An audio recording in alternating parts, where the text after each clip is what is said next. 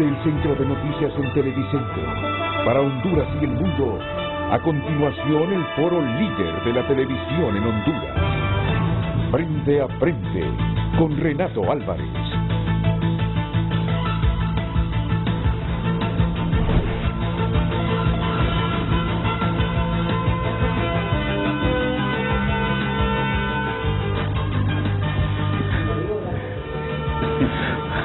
Yo siento que va a estar mejor el debate. El debate que ha habido aquí en unos minutos que el debate que vamos a tener en las próximas 2 horas. 2 académicos. Qué bonito es escuchar debatir a 2 académicos con intensidad. Sobre lo que tenía Ramón Matute hace algunos minutos en TN5 Matutino. Escuchar a 2 académicos debatiendo sin descalificarse, sin atropellarse, sin golpearse, solo con ideas, sustentando sus criterios, defendiendo sus criterios. Es lindo. Grabamos todo lo que estaban debatiendo. Genial, sí. Lo podemos pasar al aire. Lo van a pasar después. Hacer un programa especial. ¿Qué le parece esa iniciativa para suprimir esos exámenes de... Bueno, le diré... es de aptitud con P, ¿verdad? Sí, no van a confundir. No es de actitud, no es de aptitud. Aptitud con P, por favor. Y lo que hace falta en Honduras es actitud con C.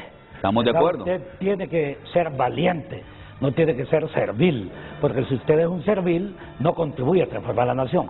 Segundo punto, la universidad se ha olvidado de su papel fundamental, que es contribuir al proceso de transformación de la sociedad. En este momento Honduras está en un caos. ¿Cuál debe ser el papel de la universidad? Si tiene economistas, administradores de empresas, tiene al mismo tiempo médicos, tiene ingenieros civiles, ingenieros eléctricos, tiene todas las formaciones, tiene periodistas para el tema de la ética en la comunicación, y la universidad no ha sido capaz de presentar una propuesta de transformación de la sociedad. Entonces las pruebas de aptitud deberían ser pruebas de aptitud, pero no pruebas de exclusión de los estudiantes. Sobre todo, 2 hechos. Primer punto, la Universidad Nacional está llamada a dar oportunidad.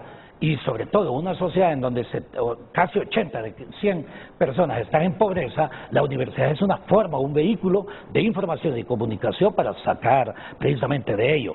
Y entonces las pruebas de aptitud deben ser elaboradas científicamente, sin duda alguna, por psicólogos, pero que puedan orientar cuál es la mejor formación, pero que no los excluya, porque para algunos ha sido más bien excluir a algunos estudiantes para generarles mercado a algunas universidades ¿Usted cree que no públicas. Que esa haya sido la intención? No, eso ha sido en algunos momentos, sin duda alguna. Entonces sí, porque las universidades privadas no tienen pruebas de aptitud, ¿no es cierto? Sí, no. De un solo inscriben, ¿no es cierto? Así bueno, entonces lo que es bueno para A debería ser bueno para B, ¿no es cierto? En ese contexto yo sí creo que el error también fue haber eliminado el Centro Universitario de Estudios Generales, en donde usted nivelaba gran parte de las falencias que existían en todo yo no digo sistema educativo, porque en Honduras no hay sistema educativo, hay subsistemas. Como en la secundaria, pues. La en primaria y también secundaria. La primaria y secundaria, sí. Y la prebásica, claro, o sea, la prebásica. Esa casi nunca ha existido. Sí, pero debe existir. Claro, estamos de acuerdo. Es un derecho humano al sí. mismo tiempo. Y entonces... con el Centro Universitario de Estudios Generales usted nivelaba conocimientos en matemáticas, que es fundamental, conocimientos en sociología, filosofía, castellano o letras, como usted lo quiera llamar, para generar esa necesaria formación. Entonces debería ser parte de un debate. En 1974, si no mal recuerdo, fue cuando se hizo el primer encuentro de la comunidad universitaria, imagínense, después de su fundación, ¿verdad? Esto por un lado. Y por el segundo, nosotros fuimos de los dirigentes estudiantiles en 1975 que hicimos el primer encuentro de la Facultad de Ciencias Económicas. O sea que para usted... Sí. Ese examen de aptitud que practica la universidad es excluyente. No debería serlo.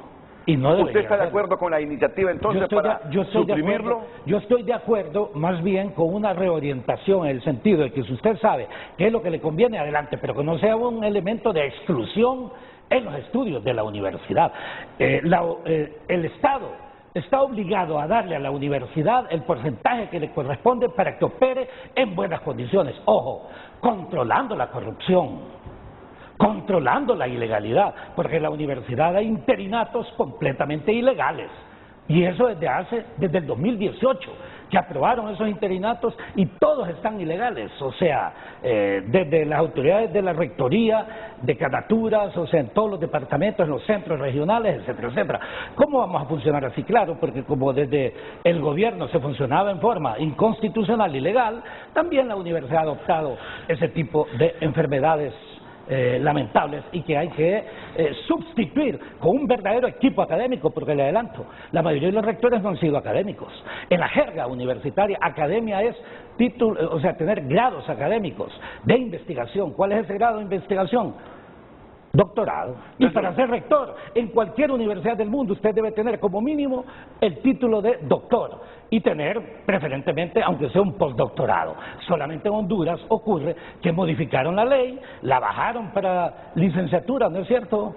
Entiendo que yo estoy de acuerdo contigo, Nelson. Termino, más 10 años de docencia. Eso la universidad no puede sustituir un nivel académico por la experiencia, pero sí, sin duda alguna, hay necesidad de hacer de la universidad también un verdadero centro de investigación, no investigaciones separadas, sino que la investigación sea un proceso transversal en todo el proceso de formación de los estudiantes. Miren, este no es el tema central de hoy, el tema central de hoy es otro, pero este debate de dos académicos a mí me resulta interesante y oxigenante para una sociedad acostumbrada a los más bajos y descalificativos y vulgares debates.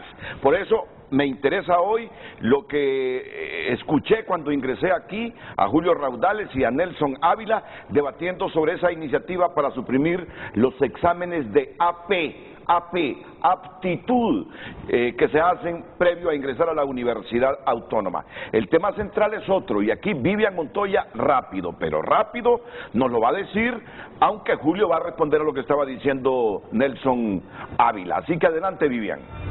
Muy buenos días, Renato, y también a toda la audiencia de Frente a Frente. De inmediato leemos la pregunta de esta mañana. ¿Está en quiebra el gobierno? Envíe sus opiniones a Frente HN para que después leamos sus opiniones. Es que solo quedaron en la tesorería 800 millones de lempiras. Se han declarado en estado de emergencia financiera. Sí, un estado no puede declararse en quiebra, comenzando por eso.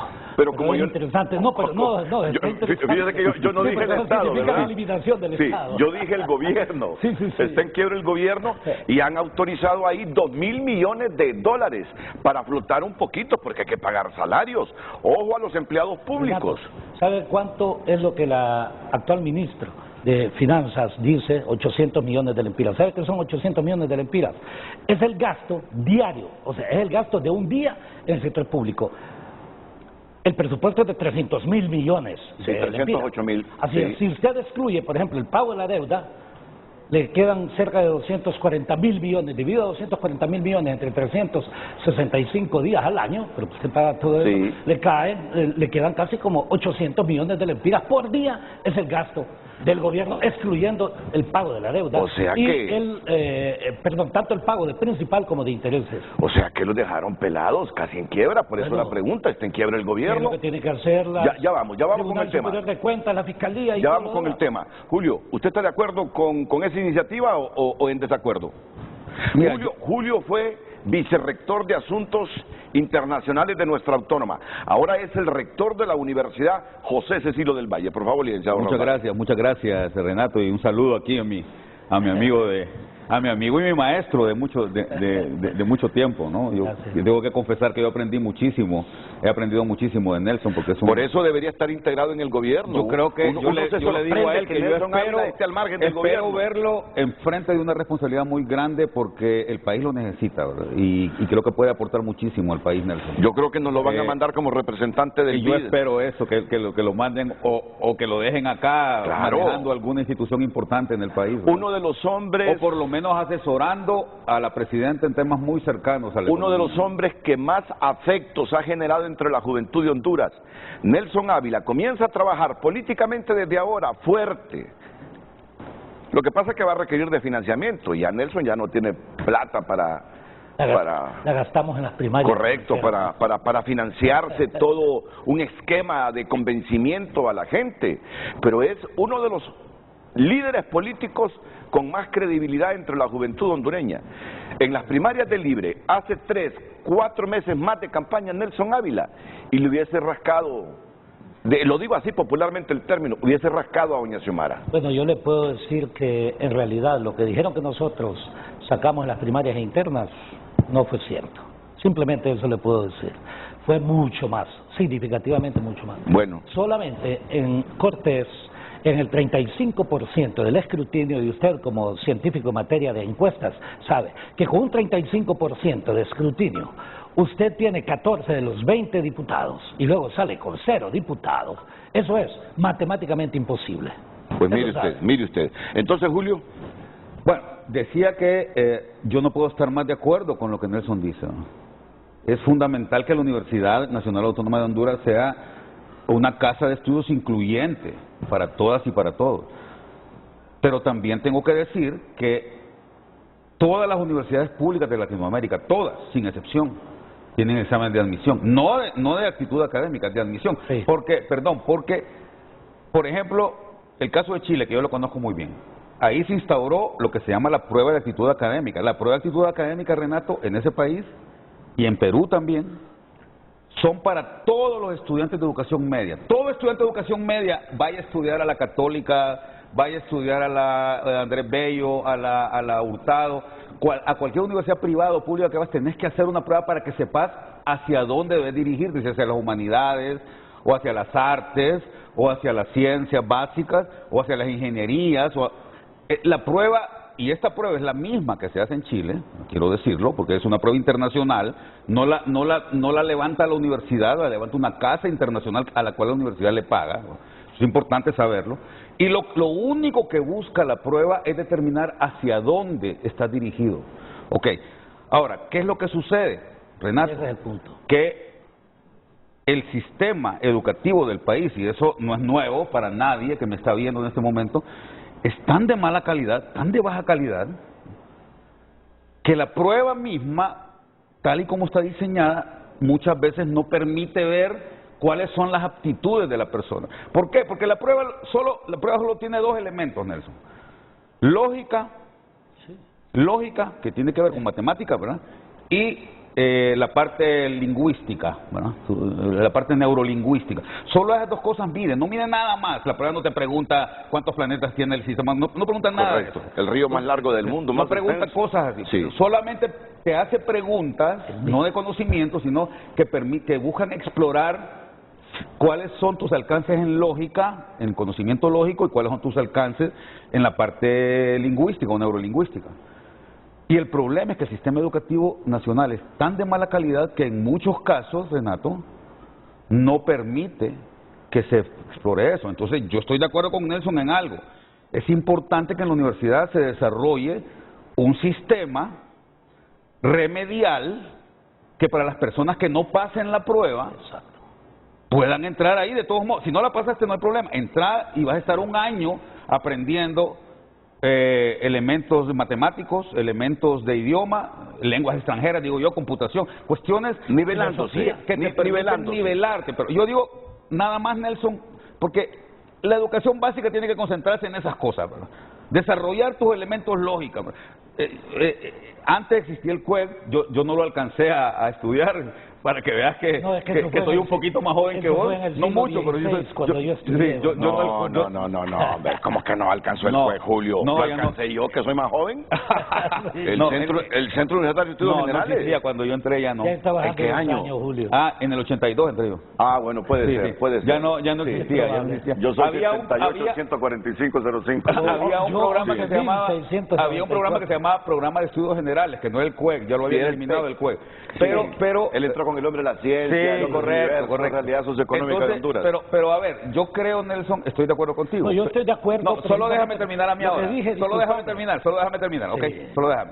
Estoy de acuerdo, solo que es fundamental que este programa sea para los muchachos que no pasen la prueba. Eso, pero que no los porque al CUEC nos metían a todos. Entonces yo venía, por ejemplo, de un colegio privado, Entonces, yo tenía unos conocimientos, yo tuve 2 profesoras de matemáticas que lamentablemente las 2 ya fallecieron, extraordinarias, Justa Lobo de Corea y Ana Mary de Mejía, ¿verdad? Que me murieron el año pasado, las 2 de COVID, ¿verdad? Que me permitieron a mí tener los conocimientos de matemáticas suficientes como para no tener que tomar un curso de remedial en matemáticas. Ahora, te hablo de las universidades privadas, también es importante decirlo. El PA o la PA, la prueba de actitud académica, no solamente se les da a los estudiantes de la universidad. Los estudiantes del Zamorano hacen la PA, la misma, Nelson. Los estudiantes de la Escuela Agrícola Panamericana, que es una universidad privada muy por encima del nivel, ¿no?, del resto de las universidades de Centroamérica, diría yo. Y la Universidad de Agricultura de Catacamas también hace la misma PA que hace la universidad. De hecho, nosotros les vendemos a ellos la prueba. Y la Escuela de Ciencias Forestales, la Universidad de Ciencias Forestales también la hace.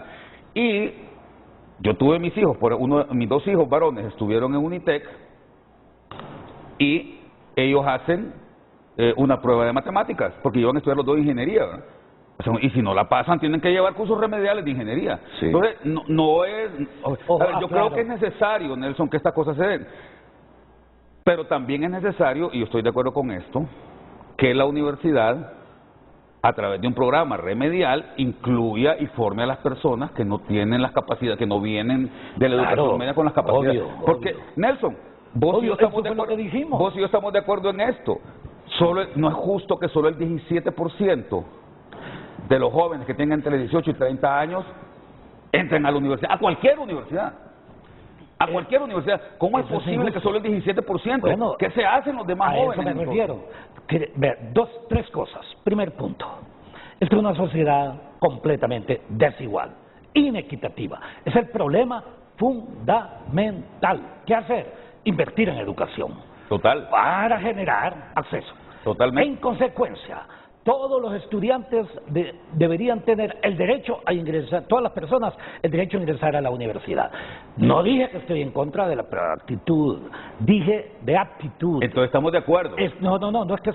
Sí, es que lo dije desde antes, tú escuchaste mal. Lo que yo dije es que no sea factor de exclusión de la universidad. Ahora te voy a decir algo también. Segundo punto, hay necesidad que la universidad cumpla de una vez por todas con esas falencias. Tercero, el gobierno debe contribuir a orientar esos recursos, pero al mismo tiempo internamente en la universidad, y todos sabemos, aquí han llegado a ser profesores universitarios un montón de personas solamente por pertenecer a un frente político en particular, y eso desde 1983 esencialmente. O sea, tenemos aproximadamente 39 años en donde los rectores en su mayoría no han sido académicos, hablemoslo claro, y al mismo tiempo profesores universitarios que su condición fundamental era que pertenecieran al frente que tenía el poder y así ingresaban. Nelson, pero... Ahora, inclusive, y tú que has estado ahí, sí, te das cuenta, no se ejecutan las normas académicas de la universidad en la selección de los cuadros profesionales. Hay personas que tienen niveles de maestría y niveles de doctorado y no los han considerado para los fines de inclusión en la universidad, sino que personas inclusive de menos formación académica, pero que responden a determinados intereses, los mismos que ocurrieron con el histórico ya narcoestado, digo yo, no histórico, no en el sentido de que todo, porque todavía está la estructura, y ese es el problema de la compañera Xiomara Castro, ¿verdad? Porque acá con el respeto que me merecen, con la caída de Juan Orlando, vienen otra serie de personas de esta naturaleza, pero la estructura está, ¿dónde? Me disculpa, no estoy comprometiendo. Yo soy responsable de lo que digo. No, pero ya más bien está diciendo que ya lo dijeron aquí. En la policía, es que yo puedo decir algunas cuestiones que otros es difícil que las digan.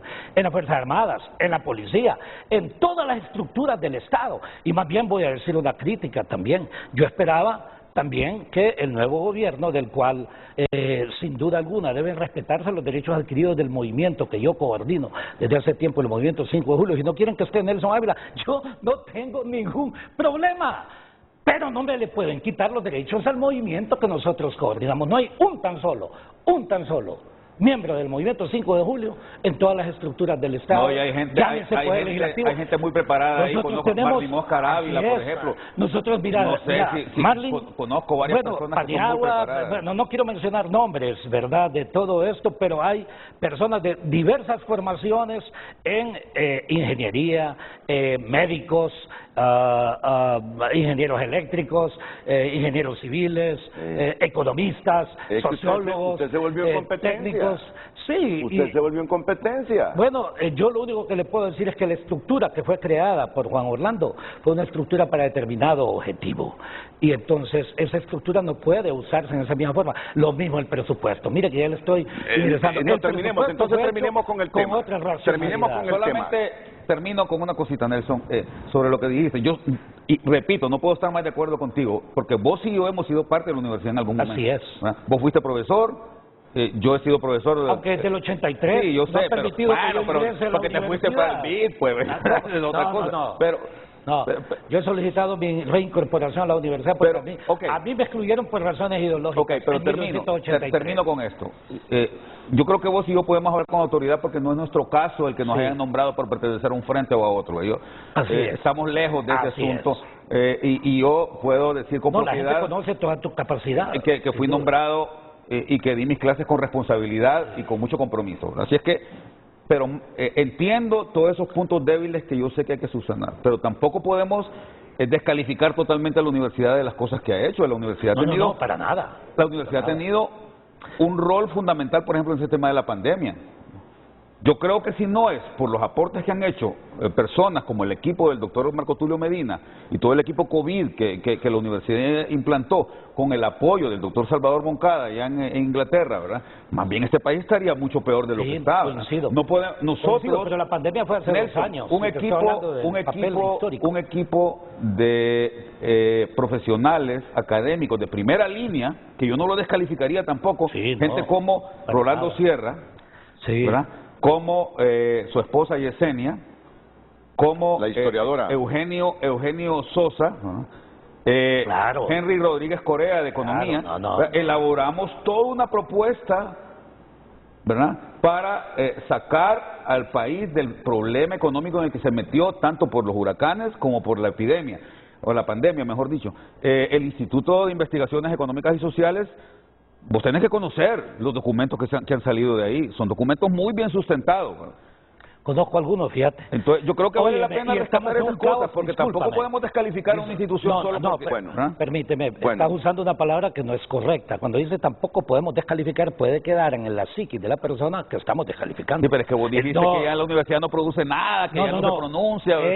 Y entonces... Esa palabra de producir nada no la he utilizado. Dije que la universidad ha olvidado cumplir con su papel fundamental de transformar la nación. Disculpame, entonces, porque para mí fue sinónimo eso, ¿verdad? Y imagínate... Entendí mal. Intelectual. Miren, entonces ninguno de ustedes está en contra que se suprima la prueba de aptitudes que practica la universidad.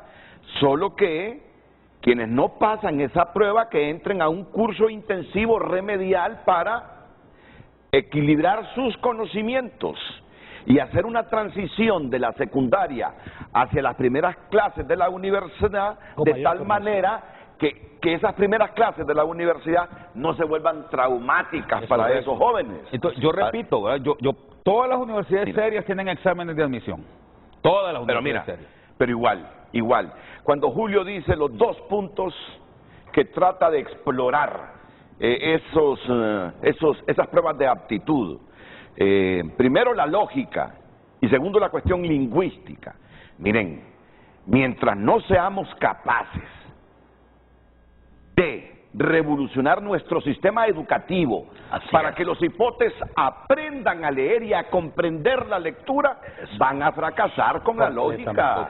Ese es el problema. El problema, Daniel Esponda, el problema es ese. Así es. Daniel, mira, si sigues así, vas a pasar 4 años resolviendo los problemas cotidianos, administrativos. Vas a pasar sin dejar huella en esa Secretaría de Educación. Si sigues así, vas a pasar 4 años perdidos en esa Secretaría de Apagando incendios. Educación. Ya a partir de hoy, dime cómo vas a mejorar el nivel educativo en la escuela pública.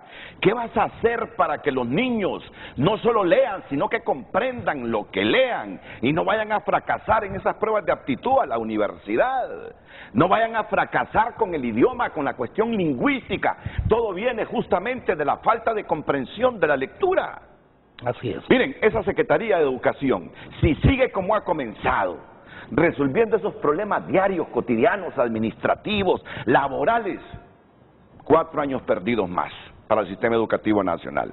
Así que comencemos de ahí. Dicho todo esto, ha estado interesante, está quebrado este gobierno, solo lo dejaron 800 millones de lempiras, ha declarado estado de emergencia financiera y autorizado el Congreso al Ejecutivo para que se endeuden 2.000 millones de dólares y poder paliar un poquito los compromisos que enfrenta desde este mismo enero, no digamos febrero. Vamos a comenzar con nuestro invitado en San Pedro Sula, don Rubén Darío Sorto, ofreciéndonos sus primeras reflexiones a la pregunta, y luego alternarán aquí don Julio Raudales y don Nelson Ávila. Atentos, después de la pausa.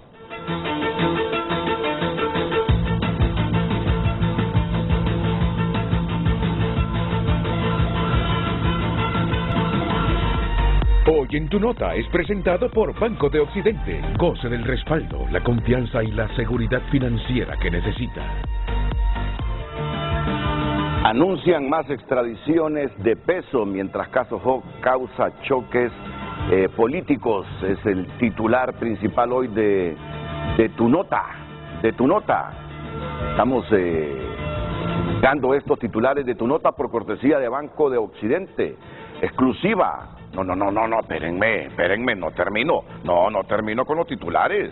No termino con los titulares. Exclusiva. Padres del Edecán, lo de Hilda no fue un accidente, fue un atentado. Tu Nota recoge la exclusiva de TN5 Estelar anoche. Padres del Edecán, lo de Hilda no fue un accidente, fue un atentado. Ahora sí, ya podemos pasar ahí a la cortina de nuestro anunciante. Son algunos de los titulares que destaca Tu Nota por cortesía de Banco de Occidente. Préstamos personales para vivienda o auto, tarjetas de crédito, débito y recargable, plataformas electrónicas. Banco de Occidente.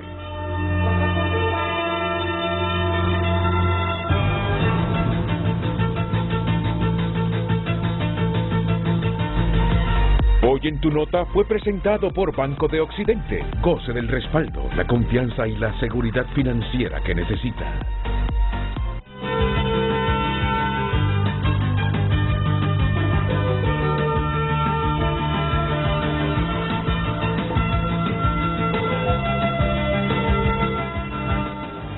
Porque la cobija financiera del gobierno no alcanza para cubrir todos los compromisos, el Congreso decretó emergencia fiscal y financiera del sector público que autoriza al Ejecutivo buscar préstamos de hasta 2.000 millones de dólares en el mercado doméstico o internacional.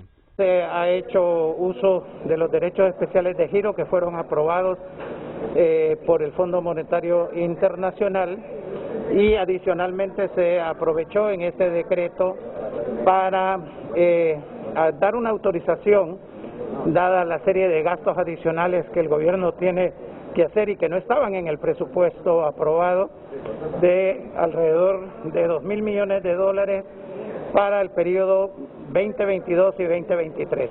Actualmente el Estado cuenta con 800 millones de lempiras insuficientes para pagar a los empleados públicos, transferencias a municipalidades, pago de bonos y deudas, entre otras responsabilidades. Pese a este aumento de 2.000 millones a la deuda que ya tenía el presupuesto, el techo se mantiene en 55% del Producto Interno Bruto.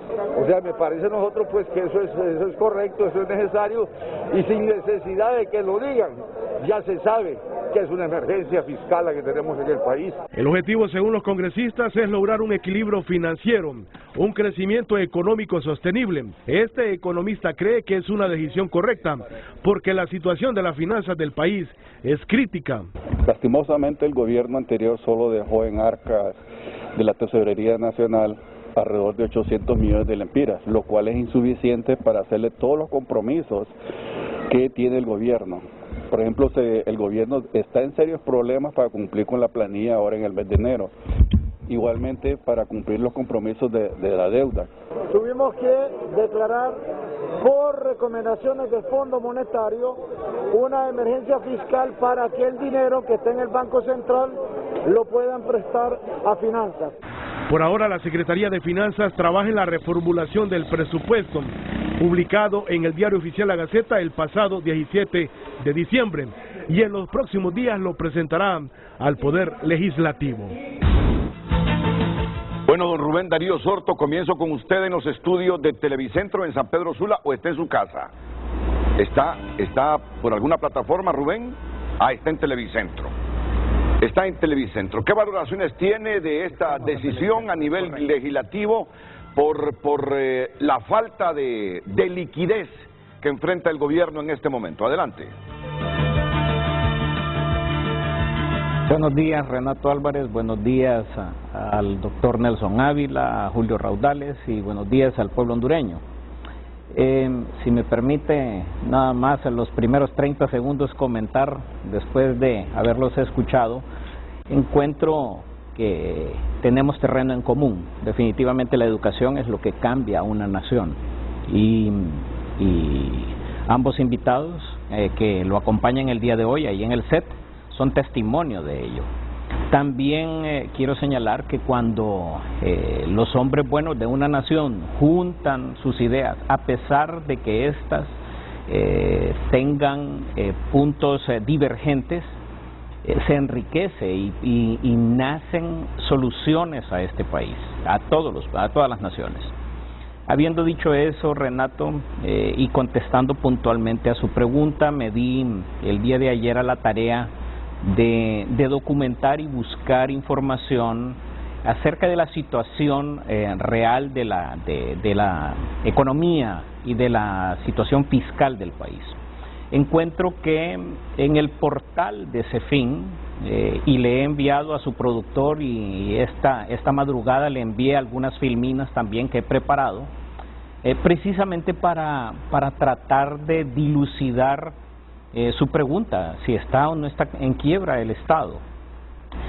Quisiera comenzar diciéndole de que una situación de quiebra significa que el Estado es insolvente.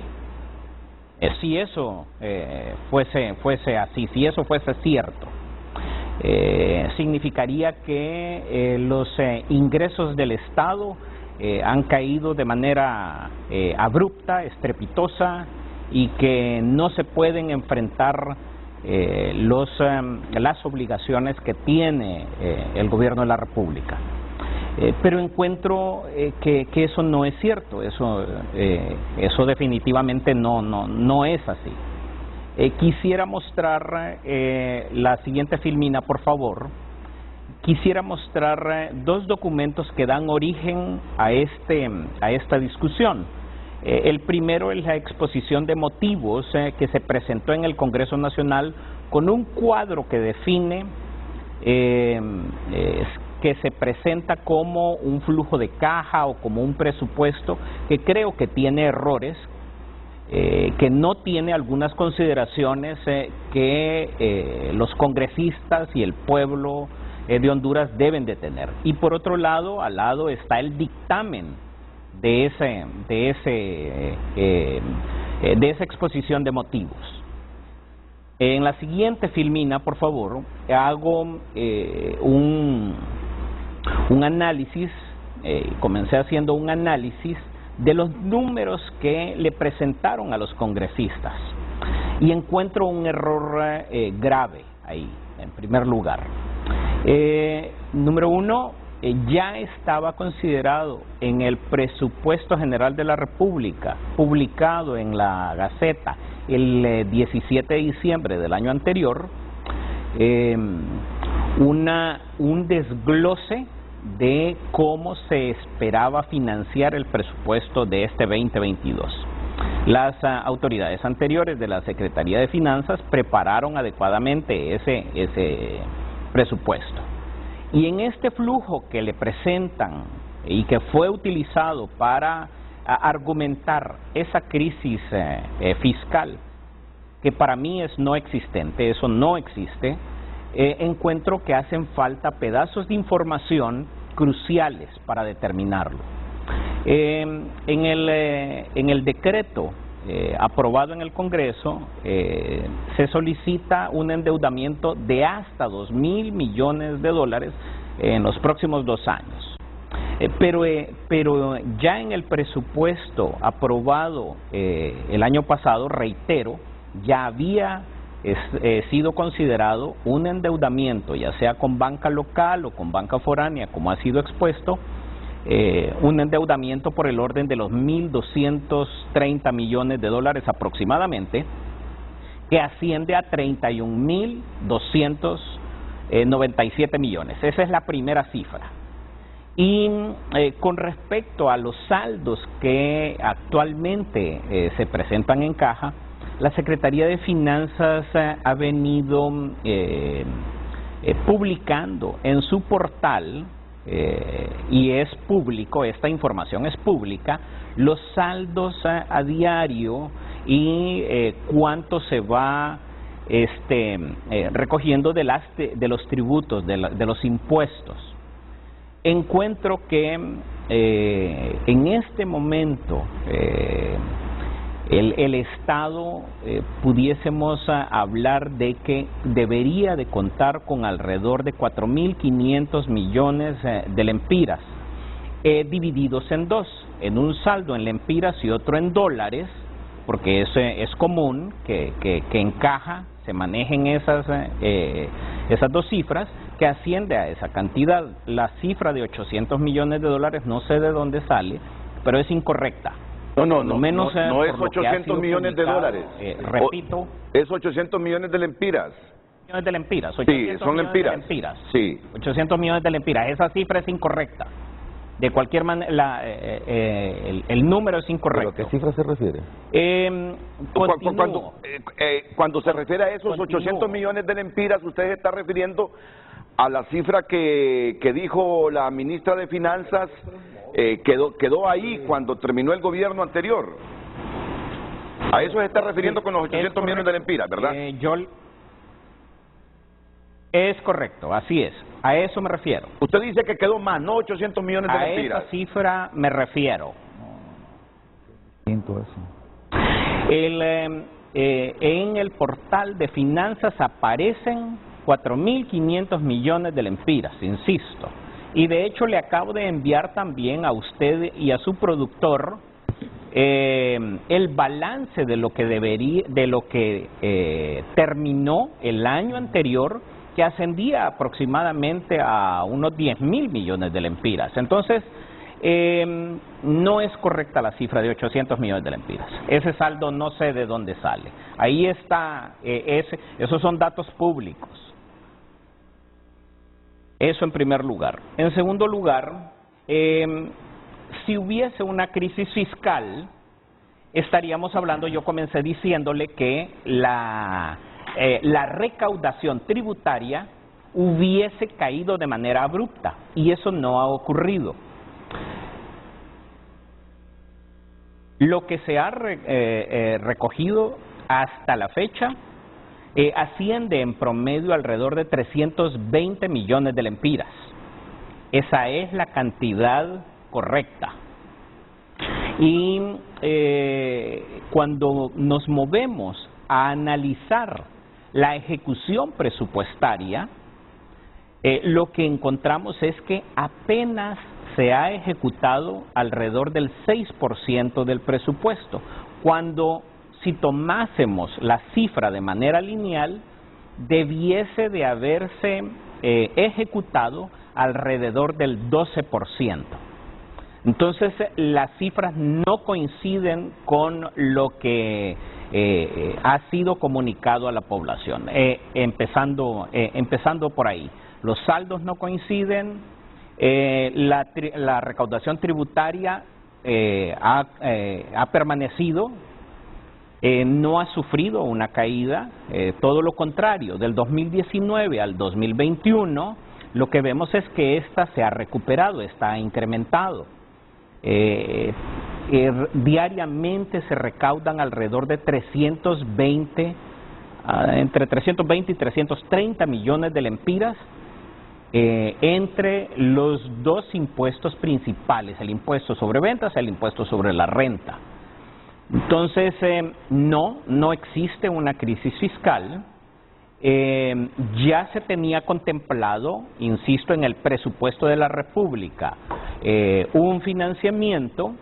Entonces, es reiterativo o tendrían que explicar si es que es adicional a lo que ya se tenía contemplado en el presupuesto de la República, esos 2.000 millones de dólares que estarían buscando en la banca. Cuando usted habla de crisis fiscal, usted envía, por otro lado, un mensaje erróneo y genera nerviosismo en los mercados financieros, Renato. Yo hace 4 años compartía el set precisamente con Julio Raudales y ambos coincidíamos en algo. Si hay algo que necesita este país es tranquilidad y certidumbre en el futuro. Y usted cuando dice que usted está en crisis, lo que le está diciendo a la banca, a sus potenciales acreedores es: préstame, pero no sé si te voy a poder pagar. Y ese es un mensaje terrible para Honduras. Hay que entender claramente las finanzas públicas, hay que entender cuáles son en realidad las fuentes de crisis. La ENE definitivamente es un agujero por donde salen millones y millones de lempiras. Tan es así que hemos señalado que a la fecha de hoy la deuda con los generadores ronda los 11.000 millones de lempiras y la deuda histórica casi pegando los 90.000 millones de lempiras. Ese problema sí hay que resolverlo y sí se requiere de mentes brillantes que pongamos nuestro granito de arena y busquemos una solución a la ENE, a la reducción de la mora, a la reducción de las pérdidas técnicas. Pero de manera contundente, los números me dicen que no, que el Estado no está en quiebra, que hay recursos para enfrentar las obligaciones. Vea, imagínese lo que le dice usted a los empleados públicos. Cuando usted dice crisis fiscal y solamente hay 800 millones de lempiras en caja, lo que le está diciendo es: no sé cómo te voy a pagar los salarios el próximo mes. A los maestros, eso es lo que está diciéndole. A los empleados públicos, eso es lo que le está diciendo. Y eso no es lo que necesitamos. Eso no es lo que necesita la presidenta Castro. Lo que necesita es de nuestro apoyo para sacar adelante este país. Y concluyo con esto, que es importante que lo refuerce. Usted lo dijo al principio. Es importante ese cruce de ideas sin atropellarnos, sin descalificarnos, sino buscando soluciones en beneficio de nuestras familias, en beneficio de nuestras comunidades, en beneficio de nuestra patria, porque bueno, solamente tenemos una. Pues las cuentas no le salen al ingeniero Rubén Darío Sorto. Dice que las cuentas a él indican que lo que encontraron ahí fueron casi 5.000 millones de lempiras, no 800 millones. Lo otro... Yo quiero que escuchen a Pino en la nota que pasamos de Mario Landa, solo la cita de Pino. Claro, va a entrar la introducción de Mario, el lead de Mario y luego la cita de Pino. Que no es Pino. De Hugo. De Hugo Pino. Hugo no es Pino. Hugo, sí. Es que él no es ese apellido. Es que no es el apellido de él. Sí, y yo dije Pino. Ah, no, entonces Hugo no es Pino. Hugo no es Pino. Hugo habla de que el Congreso autorizó un endeudamiento hasta de 2.000 millones de dólares. No se trata del complemento de los 1.200 millones de dólares que quedó en el presupuesto para el 2022. Si fuera un complemento serían 800 millones de dólares. Se trata de un endeudamiento hasta 2.000 millones de dólares adicionales. Yo estaba sacando cuentas, es que miré, no sé en qué medio impreso o digital miré, que ya nuestra deuda pública interna y externa anda arriba de los 16.000 millones de dólares. Y empecé a contabilizar más 2.000, 18.000 millones de dólares, digo yo. Si no generamos riqueza, yo no sé de dónde vamos a pagar esa barbaridad de pisto que le debemos a los organismos multilaterales de crédito, y tenemos deuda bilateral también. Escuchemos lo que decía Hugo Noé Pino, que responde a una de las preguntas que se formulaba Rubén Darío Sorto.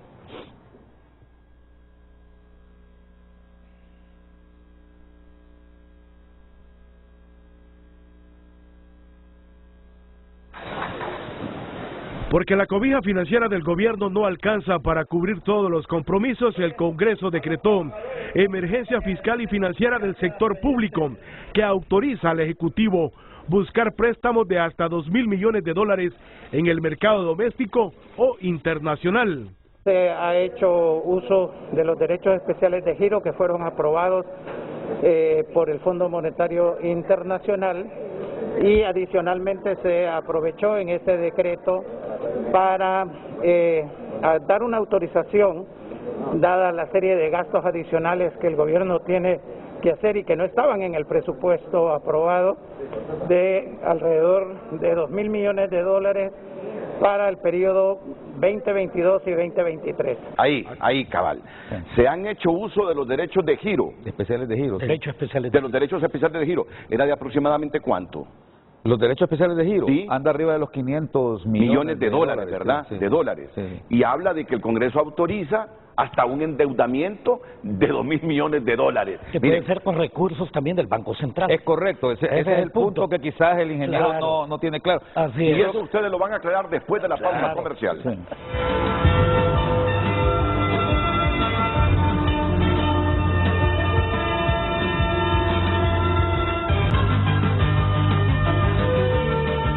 De inmediato leemos el tema de esta mañana. ¿Está en quiebra el gobierno? Ante ello nos mandan unos comentarios los internautas que están en Frente a Frente HN en Twitter. Dice Reinaldo Escobar: el país atraviesa una crisis institucional histórica, agudizada por la inestabilidad y la sistemática corrupción imperante en el sistema de gobierno. No es quiebra, es incapacidad de implementar una disciplina fiscal, comenzando por reducción de excesivos gastos de funcionamiento. Alan Ávila: la pregunta ofende, Renato. Nuestro país fue saqueado. Luis Miguel Serna: la pregunta debería ser: ¿puede Honduras buscar los responsables de los robos en las arcas del Estado y reducir responsabilidades mientras recuperan de cierta manera los dineros o activos robados? Es que a la gente hay que ayudarle a que dijera la pregunta. Es que aquí no le estamos echando la culpa al presente gobierno de que esté en quiebra las finanzas. Que apenas tiene 20 días, por favor. Tenemos que aprender a leer. Es lo que estábamos hablando. Tenemos que aprender a leer y comprender la lectura. Y comprender lo que la gente dice. Por eso este país está confundido. Porque no comprendemos lo que se habla, lo que se lee. ¿Entienden? Todo lo llevamos al plano político. Todo lo llevamos al plano político. Estamos arruinados. Si no comprendemos lo que leemos y lo que escuchamos, estamos arruinados. Hay razón de que estemos como estamos. Bueno, por favor, síguenos leyendo ahí los mensajes.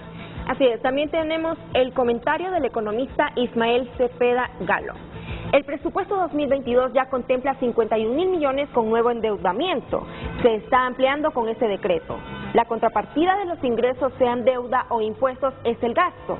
Mientras no tengamos calidad y eficiencia, sumando el combate a la corrupción, no habrán cambios. Sumado. Léeme de nuevo, por favor, Vivian, lo que dice Ismael Cepeda Galo. El presupuesto 2022 ya contempla 51.000 millones con nuevo endeudamiento. Del Empira, ¿verdad? Sí. Se está ampliando con este decreto. La contrapartida de los ingresos, sean deuda o impuestos, es el gasto. Mientras no tengamos calidad y eficiencia, sumado el combate a la corrupción, no habrán cambios. Esa sí sería otra buena pregunta.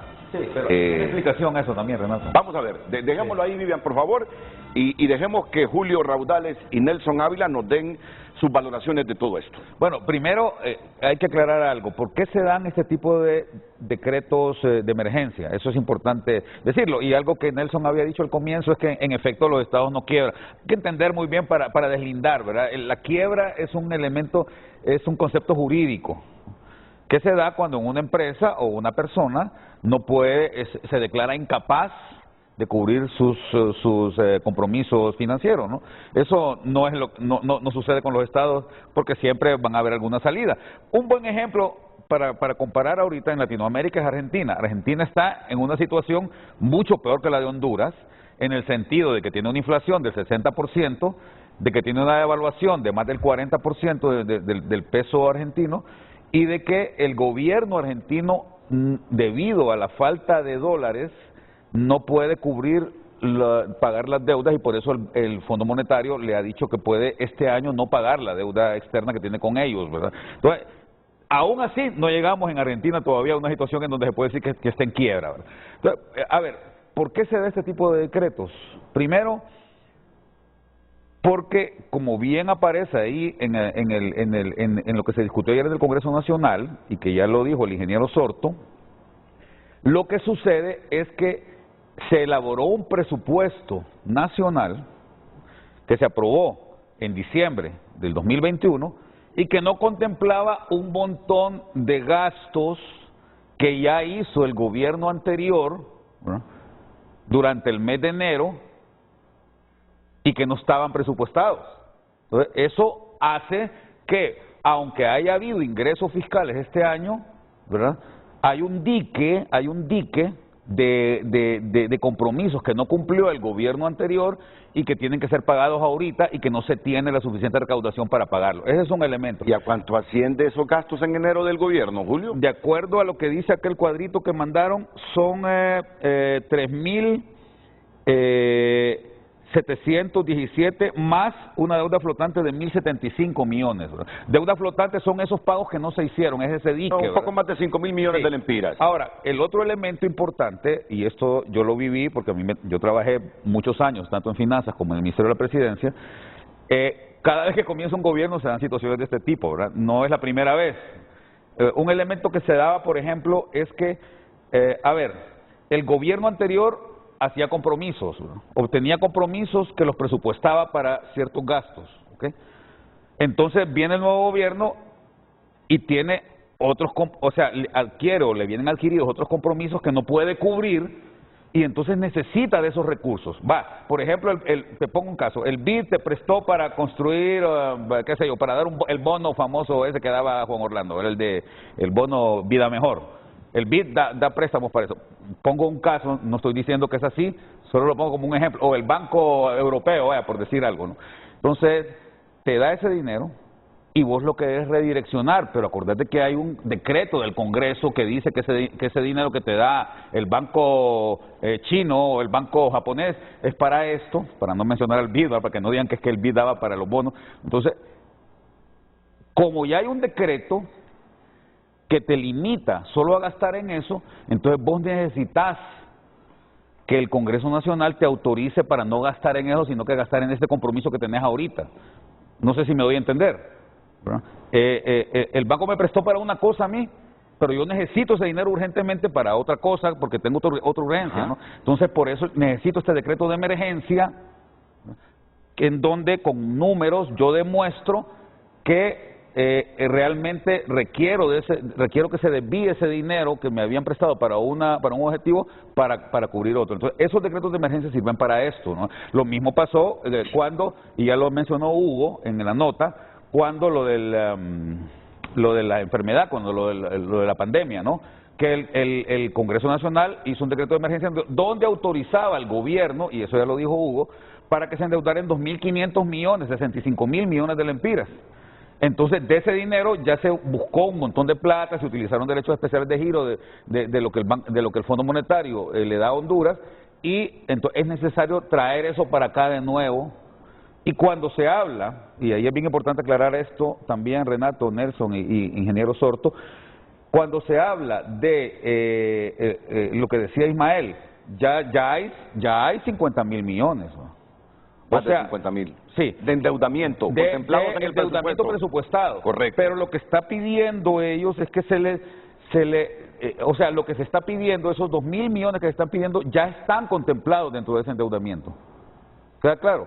O sea, que dentro de lo que se está pidiendo autorización para endeudarse está incluido también la brecha, porque aquí el cuadrito te muestra cuál es la brecha por cada uno de los meses. Julio, vamos a ver si así lo entiende, nos está llamando un diputado de la oposición, nos está llamando Tomás Zambrano para referirse a esta temática. Diputado Zambrano, adelante, buenos días. Muy buenos días, Renato. Saludar ahí a los invitados y lo más importante al pueblo hondureño que nos escucha, nos mira a través de Frente a Frente.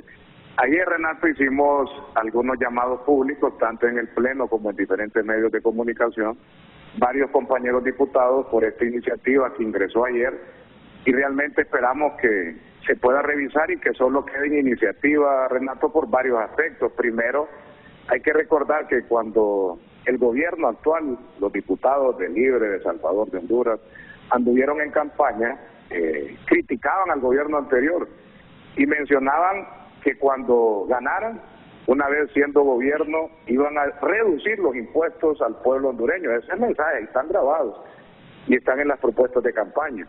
Y después de eso también hablaron y prometieron en su campaña que nunca más iban a implementar nuevos impuestos a la población. Hoy, una vez hecho gobierno, realmente vienen a incumplir sus compromisos con la gente, por la cual los llevaron aquí a los cargos. Porque este decreto que han enviado, Renato, es bueno que lo analice ahí con expertos en economía, consta de 4 artículos, pero únicamente le voy a mencionar 2 que creo que sí van a tener un impacto fuerte en diferentes sectores y a la mayor parte de la población. El primero es derogar lo que es el artículo 3 del decreto 113-2011, en la que en palabras más, palabras menos, y para que la gente nos entienda, al utilizar la tarjeta de crédito, al utilizar su tarjeta de débito desde el cajero y en cualquier actividad que ellos realicen, únicamente estaba pagando la población un 7%. ¿Qué significa eso, Renato? Que se le establecía un descuento, en palabras sencillas, del 8%, o sea, del 15% únicamente se pagaba un 7% de ese impuesto. Con este artículo vienen a derogar ese beneficio y ahora el que utilice una tarjeta de crédito, el que utilice la tarjeta de débito, va a tener que pagar por esas transacciones el 15% de impuesto sobre venta. Estamos hablando que va a subirle el impuesto de un 7% a un 15%, un 8% más, Renato. Pero eso es una iniciativa que presentaron ayer. Sí, se presentó ayer, por eso hicimos el llamado en el Pleno, que ese decreto no se puede aprobar, darle nuevos impuestos a la población, porque eso es lo que prometieron. Lo dijimos en los medios y lo que esperamos que revisen bien ese decreto y ojalá no se convierta en dictamen y mucho menos en ley de la República. Preguntémonos, Renato, ¿cuánta gente utiliza tarjetas de crédito y ahí va pagando poco a poco, mes por mes, o a veces hace planes de pago? ¿Cuánta gente, Renato, utiliza su tarjeta de débito por no ir a hacer cola o fila al banco? Y sobre todo hablo el tema de las maquilas. Yo he visto allá en San Pedro Sula como en los cajeros automáticos, después del fin de semana, el viernes, ahí cobran y ahí sacan el dinero de sus pagos. A toda esa gente, que no son 2, 3 personas, saquemos un número. ¿Cuánta gente utiliza tarjetas de crédito en Honduras? ¿Cuánta gente utiliza su tarjeta de débito? Y a todas estas personas les están dando un regalo. Ya pasó el Día del Amor y la Amistad, pero casi es en la misma semana, le están dando un regalo del amor y la amistad de poderle implementar e incrementar lo que sería un impuesto. Ese es el primer punto, y el otro que considero que va a ser un golpe fuerte es en el sector de la construcción, porque usted puede ver en ese decreto que se presentó, en el artículo 4, establece que se eliminan las exoneraciones a los servicios de construcción. Ahora, si nos vamos a los servicios de construcción, mucha gente que con esfuerzo, sacrificio y préstamo está construyendo su vivienda, ahora va a tener que pagar diferentes impuestos que no está pagando en este momento. ¿Cuánto empleo genera la construcción? Saquemos, y es bueno que hable con las cámaras de la construcción, estos programas de vivienda, cuánto empleo está generando el sector de construcción y sobre todo en el tema de vivienda. Ahora van a tener en diferentes temas de construcción, Renato, también pagar en los servicios de la construcción un 15% de impuestos sobre venta que no se estaba pagando hasta el día de hoy.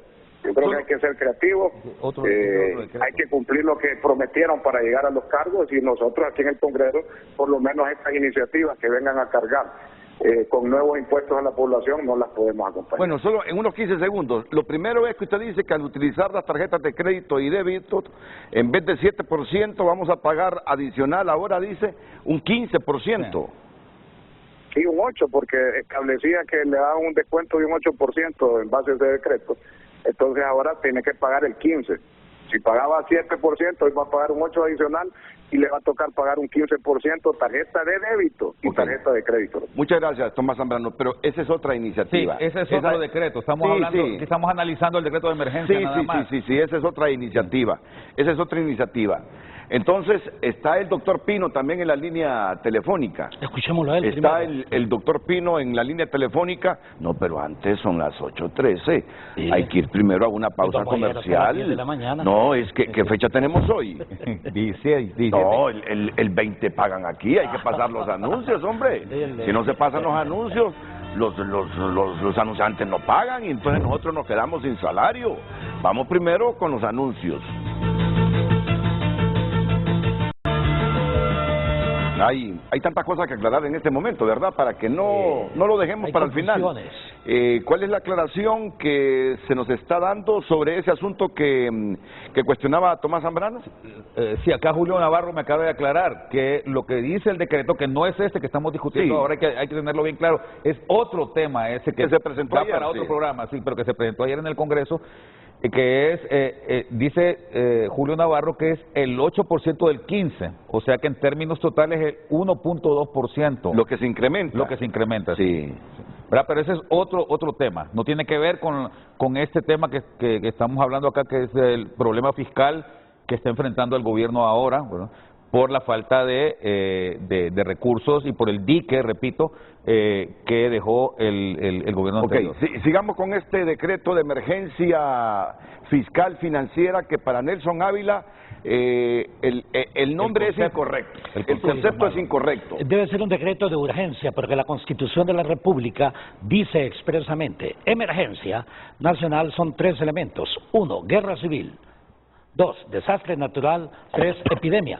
Pero como todos estos recursos no van orientados a la epidemia, entonces la palabra correcta es urgencia, pero siempre se ha utilizado emergencia, pero constitucionalmente el término en realidad emergencia va focalizado en esos 3 puntos. Así que es un decreto de emergencia, no es una cuestión de tipo superficial, sino que es para utilizar los términos que realmente semántico corresponden. Entendemos que sea el doctor Hugo Noé Pino quien esté dando la cara en este momento para hablar de las finanzas del gobierno, aunque él no es secretario de finanzas, pero hay que entender también que Rixi está estudiando todo lo que le quedó ahí en esa secretaría. No, y además él está en él está en la comisión de presupuesto del Congreso. Por cierto, déjame tomarme un minuto para felicitar a la ministra de Finanzas y a la presidenta de la República por el nombramiento de los 2 viceministros de Finanzas, ¿verdad? La primera es Elizabeth Rivera, una mujer que tiene una carrera impecable en la Secretaría,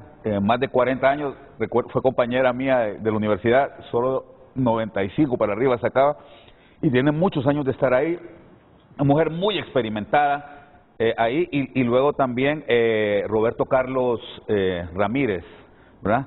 Que es un economista. Roberto Carlos Salinas. No, Roberto Carlos Ramírez Alvarenga. Muy bien. Que es un muchacho joven, muy experimentado también, que viene del Banco Central y que me parece que van a conformar un buen equipo allá en la Secretaría. Muy bien. Doctor Pino, estos hasta $2.000 millones adicionales que autoriza el gobierno para endeudarse es adicional a los 1.200 millones de dólares que ya contemplaba el presupuesto para el 2022 de endeudamiento. Muy buenos días, Renato. Sí.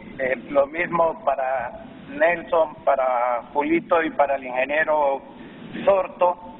Quisiera hacer varias consideraciones, Renato, porque veo que hay alguna falta de información que es necesario ampliar para tener un mejor sentido de lo de realmente lo que aprobó el Congreso Nacional.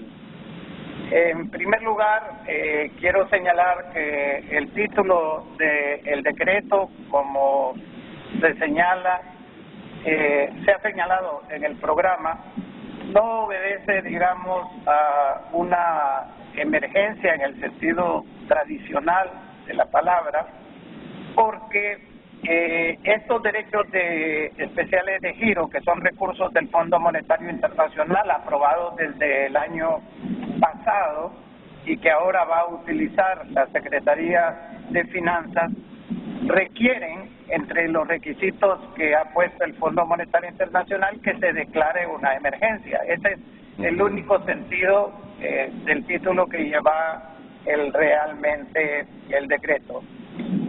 A mí me extraña sobremanera que se diga que no hay una crisis fiscal en Honduras, cuando usted está dedicando 30% aproximadamente del presupuesto del gobierno central para el servicio de la deuda, cuando usted tiene, como fue señalado también, retrasos en el pago a los proveedores de energía eléctrica de más.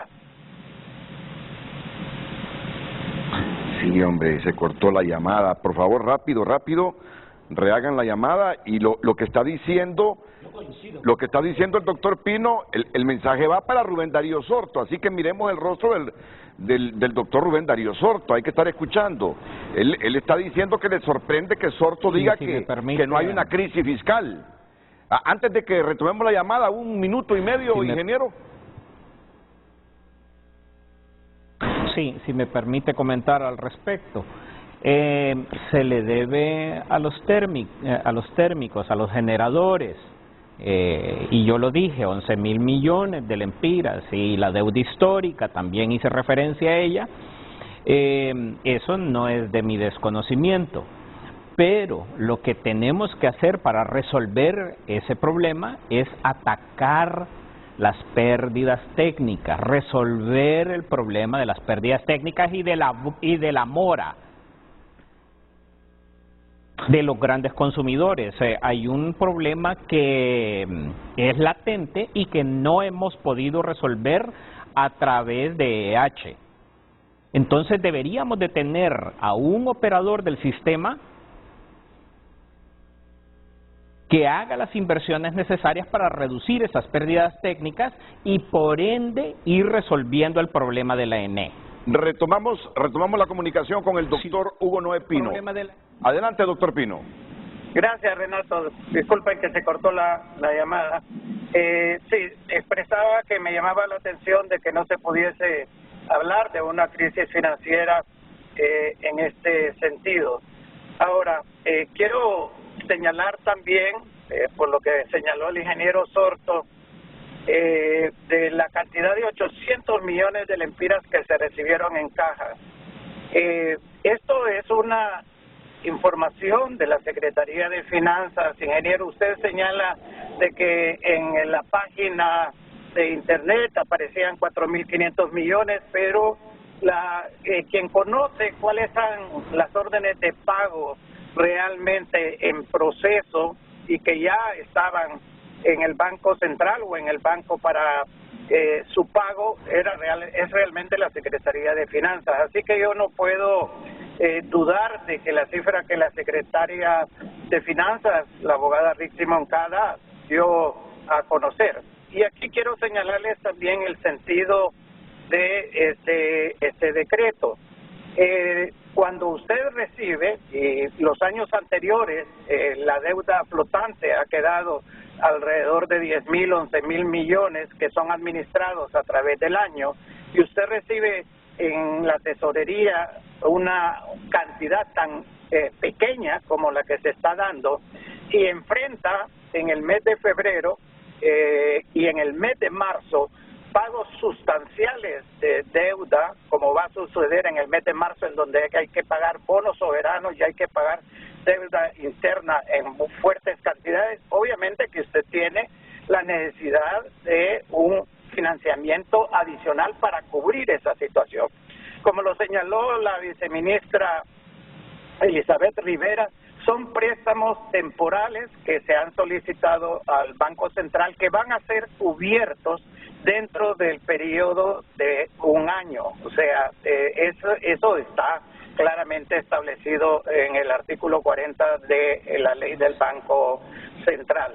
Adicionalmente, dentro de los 2.000 millones de dólares que han sido señalados de financiamiento, ahí están incluidos los 355 millones de dólares que son el equivalente de los derechos especiales de giro. Así que, y adicionalmente, para ilustración, estos 1.600 millones de financiamiento adicional que se han solicitado son para 2 años. Así que creo que eso está más que justificado, pero sí quiero hacer énfasis que en el hecho de que precisamente lo que acabo de decir, en función de lo que decía el ingeniero Sorto, que hay que tener cuidado, que los mercados financieros reaccionan en determinadas formas, pero la forma más dura que reaccionan los mercados financieros son cuando usted no paga la deuda que tiene a nivel nacional e internacional. Y eso es lo que está buscando hacer, honrar esa deuda, y obviamente que para hacerlo y por las condiciones que se recibe el gobierno necesita este financiamiento adicional. Ya con todo esto, doctor Pino, pudiese ser que la deuda pública interna y externa, Julio, llegue a los 18.000 millones de dólares. Pero ¿a dónde quiero llegar? Doctor, hay que ponernos pilas a trabajar y generar riqueza en el país para poder cumplir con esos compromisos internacionales que estamos adquiriendo, para que haya suficiente presupuesto sustentado que financia inversión pública que requerimos en este momento en materia sanitaria, en materia de educación, en infraestructura vial. Es decir, la tarea es enorme ante esta monumental cantidad de deuda que el país ha adquirido, sobre todo en gobiernos anteriores, y que por las necesidades se está adquiriendo ahora. Si el país no pone su aparato productivo a funcionar, a ser operativo, eficiente, a traer inversiones, me preocupa cómo vamos a pagar esa deuda y en la crisis que vamos a caer. Adelante.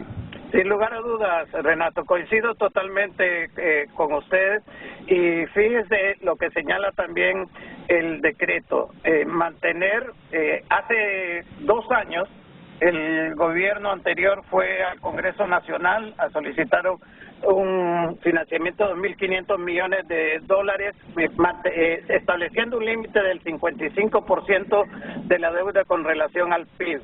Esta vez que se ha presentado esto, también realmente está hablándose de un límite de 55%. La búsqueda, y este es otro elemento que vale la pena considerar, porque coincido con usted en el sentido de que esas son las soluciones: crecimiento económico, reducción del peso de la deuda. Es el elemento que se señaló mucho durante el periodo de transición, que es el reperfilamiento de la deuda. Tratar de buscar mejores condiciones para que el peso sobre el presupuesto del gobierno no sea tan fuerte. Mire, estamos hablando de que este año vamos a pagar 52.000 millones de lempiras en concepto de servicio de la deuda. El próximo año vamos a pagar una cantidad similar a entre 52.000 y 56.000, y en el 2024 nos toca pagar 64.000 millones. Realmente el desafío que tiene este gobierno, que dicho sea de paso, Renato, recuerdo que no tiene ni un mes de estar en funciones, es enorme, pero hay una voluntad política y hay una decisión de ir en el camino correcto. Bueno, muchas gracias, doctor Hugo Noé Pino, muchas gracias. Vamos ahora con usted. Sí. Solo quiero ratificar lo que le informaba Julio Navarro a Julio Raudales. Un televidente me dice, ese 8% del que habla Tomás Zambrano es sobre el 15% del impuesto sobre venta, no sobre la compra. En otras palabras, es 1.2% de la compra. Ese impuesto es regresivo porque beneficia a los usuarios de productos y servicios financieros, los bancarizados, que son los que más recursos tienen. Creo que ha quedado aclarado entonces, ¿verdad? Sí, yo exhorto a todos aquellos que se dicen que son políticos a que funcionen como políticos, no partidizamente. ¿Cuál es el problema? La política es para solucionar, es para dar precisamente civilidad a las sociedades, no para destruirlas. Primer punto. Segundo punto, me extraña que se diga que no vivimos una crisis y la crisis en Honduras ha sido estructural. No es crisis que el 80 de 100 hondureños, según las cifras oficiales, estén en pobreza. No es crisis que la mayoría de las niñas en este momento hay una enorme deserción escolar. No es crisis que no se haya en realidad avanzado en un sistema de salud en realidad para todos. No es crisis que el sistema educativo en realidad continúa siendo completamente ineficiente porque no existe sistema educativo en estricto senso. No es crisis si no tenemos estos problemas económicos y financieros y fiscales completamente, yo diría, en donde no hay equidad. No es crisis en una sociedad. Honduras es de las sociedades más desiguales de América Latina y el Caribe, de forma tal que, bueno, vea, yo me voy a concentrar en soluciones. Y yo diría, ¿qué haría yo en el Congreso y qué haría yo en el Ejecutivo? Excelente, muy bien. ¿Qué haría yo en el Congreso? Primer punto, que se apruebe inmediatamente una ley de auditoría forense, ojo, sobre toda la gestión presupuestaria, si le parece, de los últimos 15 o 20 años. Pero comencemos por lo último. ¿Con qué objetivo? Mejorar la eficiencia, la eficiencia y la calidad del gasto y luchar contra la corrupción, que es a lo que el joven economista de FOSDE hacía referencia. Ismael Cepeda. Ismael, completamente de acuerdo. Pero hágalo en una ley específica, pero ya, ayer, primer punto. Y segundo punto, la necesidad y la urgencia también y en este caso, en el caso del compañero Hugo Noé Pino, es necesario que entremos nosotros, aunque la ejecución corresponde al Ejecutivo, a un proceso de renegociación de toda la deuda, la externa y la interna, porque aquí en realidad se ha abusado enormemente de ese proceso y que incluya al mismo tiempo todo lo que es ese análisis de la deuda externa, toda la estrategia de renegociación de la deuda, porque hablemoslo claro, hay una deuda moralmente impagable. La deuda moralmente impagable, hay bancos que prestaron a sabiendas de que gran parte de todos estos recursos se iban para otros fines. Y el tercer punto, que el Ejecutivo envíe todo lo que es, y llegaré después a ese tema, la configuración del presupuesto, porque fue elaborado en el contexto de una visión de narcoestado y ahora estamos en otra forma, en donde todos aquellos recursos que eran clientelistas y corruptibles como con chamba vivir mejor, bla, bla, bla, etcétera, etcétera, que ahí son corresponsables los organismos financieros internacionales a sabiendas de que ese dinero no iba en forma directa a quien correspondía y que no generaba empleo, que no generaba riqueza, sino que era más bien compra de conciencias, entonces que eso también se incluya. Eso me parece, solamente doy esos 3 puntos para el legislativo. ¿Qué haría yo en el ejecutivo? Primer punto, haría una reconfiguración de las 7 políticas macroeconómicas fundamentales para hacerlas en realidad que generen riqueza, que reduzcan la desigualdad. ¿Cuáles son esas políticas macroeconómicas fundamentales? Primero, la política monetaria. Es importante que pensemos si una revaluación, RE, no D, una revaluación monetaria que generaría capacidad adquisitiva, que disminuiría los costos de todo lo importado, porque esta es una sociedad importadora. Ojo, importan hasta los que exportan, ¿no es cierto? Importan hasta los que exportan. El que exporta café necesita que los que se arriesgan a producir el café importen también los pesticidas, fungicidas, herbicidas, para mencionar algo. Con una revaluación monetaria nosotros también disminuiríamos el costo de los combustibles. Pero es que la revaluación no es vía decreto, se deben presentar condiciones para ella. Por eso, la revaluación es una decisión ejecutiva, no es una decisión del legislativo. Y en este contexto, le adelanto, por eso yo dije que se analice. Yo sé que no soy economista, pero mi pregunta es, yo sé dónde se da eso. Usted dice hacer una revaluación. ¿La revaluación se da solo porque yo lo ordeno? No. El país tiene que presentar condiciones para eso. Tiene que haber una decisión, claro. Es una cuestión de decisión. Déjeme terminar. Sí, para eso debe tener pero es interesante. Es interesante lo que estoy escuchando. Es que yo le estoy haciendo la síntesis. El cómo se lo puedo decir después. Muy bien. Debe tener las reservas internacionales correspondientes que le permiten que la emisión monetaria que eso pueda generar esté de conformidad con la misma normativa internacional, etcétera, etcétera. Hay un final. Yo le hablé de política monetaria en un primer momento. Política monetaria, política cambiaria, política... ¿Usted revaluaría la moneda en decisiones del Ejecutivo?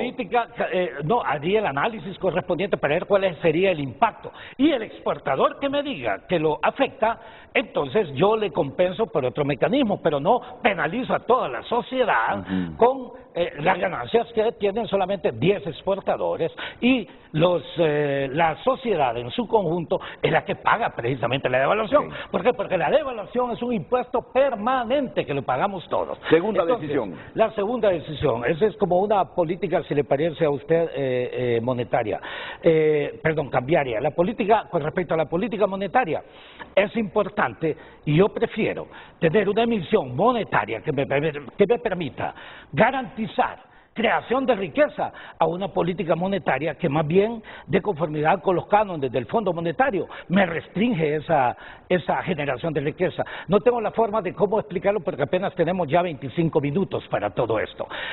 Con respecto a las políticas crediticias, es importante que entendamos que no lo vamos a poder desarrollarnos si el 80% del crédito bancario va orientado hacia especulación, hacia importación y hacia consumo. Tenemos que invertir, y ahí debería existir mucho más riesgo, en construcción, en agricultura. Y para ello es importante las tasas de interés diferenciadas. Gastamos demasiado una liquidez bancaria que no se utiliza. La liquidez más bien penaliza a toda la sociedad, porque al tener un exceso de liquidez bancaria, aumenta la tasa de interés, eso está claro. Entonces, hay que generar políticas económicas en la parte crediticia que garanticen generación de riqueza, y eso se hace esencialmente a través de 3 sectores. 1, sector construcción. 2, sector de agricultura. Y 3, industria manufacturera. Son los 3 sectores generadores de riqueza mucho más sostenibles. Eso sería con respecto a... Vea, esto es política monetaria, cambiaria, crediticia. Hay necesidad de una uniformización al mismo tiempo de la política financiera. Esa política financiera con respecto a los bancos. O sea, los bancos en realidad tienen que contribuir, reitero, a la generación de riqueza completamente, pero al mismo tiempo deberíamos evitar que a través de los bancos se utilicen para lavado de activos. Ahí la Comisión Nacional de Bancas y Seguros tiene un papel fundamental, ¿no es cierto? Entonces hay que reconceptualizar, reconsiderar todos estos elementos. El quinto punto, la política fiscal. ¿Qué es lo que yo haría? Que la compañera Xiomara decrete que en realidad yo le adelanto, de ese presupuesto, casi estoy seguro que no menos del 20% son gastos improductivos, gastos improductivos, gastos clientelistas, gastos inflacionistas. Entonces, que a cada uno de los que tiene responsabilidad de ejecución del presupuesto, tanto en el gobierno central como en las entidades descentralizadas, reduzcamos el gasto a un promedio del 10%. Si nosotros reducimos el gasto, yo le adelanto que el gasto improductivo es mucho más, casi le puedo decir que está cerca del 20%. Entonces, si lo reducimos al 10 o al 15%, pongámosle el 15%, nosotros estamos ahorrándonos del presupuesto de la nación total 45.000 millones de lempiras. ¿Qué haría yo con esos 45.000 millones de lempiras? Los orientaría a 3 sectores. 1, generación de empleo. Creo el Fondo Nacional de Apoyo a la Micro y Pequeña Empresa, manejado por Banprovi, por Banadesa, etcétera, etcétera, para evitar costos adicionales, en donde priorizo en un promedio, póngale usted de 25.000 empiras por persona, sobre la base de asignar yo cerca de 25.000 millones, yo estoy beneficiando, si beneficio a una persona por familia, estoy beneficiando a 1 millón de familias. ¿Me explico? Con 25.000 millones de lempiras, un promedio de 25.000 lempiras de crédito a un miembro por familia, yo estoy orientando 25. Pero crédito. Esos programas ya los tenía No, para nada. Tenía Luego le puedo decir, le estoy hablando como crédito, o sea, la gente, dele la caña de pescar, no le dé el pescado, por un lado. Y los capacita en gerencia al mismo tiempo de recursos y en inteligencia de mercados. Y preferentemente orientado hacia la producción de maíz, frijoles, etcétera, la parte de producción y la parte de construcción. Eso es perfectamente posible hacerlo. En materia de política fiscal, hay necesidad de simplificación del proceso al mismo tiempo de creación de empresas. ¿Sabe qué haría yo? Yo haría lo que se conoce como comience ya, pero no haga esto. Una política de esa naturaleza. ¿Qué significa comience ya, pero no haga esto? Bueno, todo aquel que quiere iniciar una empresa para eliminar esos 100 y pico de pasos que hay, entonces usted le da un legajo, paga un canon correspondiente y en ese legajo dice, usted no debe hacer esto en materia de política laboral, usted no debe hacer esto en materia de política ambiental, usted no debe hacer esto en materia de política, si le parece, de todas Nelson, las, perdón, tengo 20 años de venir escuchando eso. Le delegaron eso a María Antonieta Rivera en el gobierno pasado. ¿Por qué no lo hicieron? 4 años hablando de simplificación administrativa. La pasada administración, la anterior, desde que hablando de eso. Programa por FIDE, ¿te acordás? El gobierno de Lobo hablando de simplificación administrativa. Antes de Lobo, el presidente que había hablando de simplificación administrativa. Y yo digo que tan engorroso es la simplificación administrativa. Pues para mí más vale la voluntad política y amar a este país. Con eso usted está también generando empleos adicionales, ya inmediatamente, genera riqueza ya inmediatamente, no es la burocracia la que se impone. El otro tema, en materia de política fiscal, sin duda, hay infinidad de entidades que no se merecen exoneraciones fiscales. Aquí hay 45.000 millones de lempiras por año con exoneraciones. Sí, las que generan empleo, las que generan riqueza, perfecto. Pero yo sí les recuerdo, hay algunos que tienen 10 años de existir y continúan con ese tipo de elementos. Es que no generaron el punto de equilibrio, es que no generaron suficiente rentabilidad. Una buena pregunta. Dejémonos de cosas. Aquí hay infinidad de ONGs también que reciben infinidad de apoyos y más bien el costo social es superior al beneficio social recibido. Entonces, si usted logra ahorros de 15.000 millones ahí, o sea, 1/3 de eso, pero yo le garantizo que no menos de la mitad de esas entidades ya no merecen ese tipo de acuerdos, aunque le enoje a algunos. Pero generemos competitividad, y hay algunos que plantean competitividad y no existe. ¿Qué haría también? Revisaría desde el Poder Legislativo, en acuerdo con el Poder Ejecutivo, la serie de concesiones que se han dado en esta nación.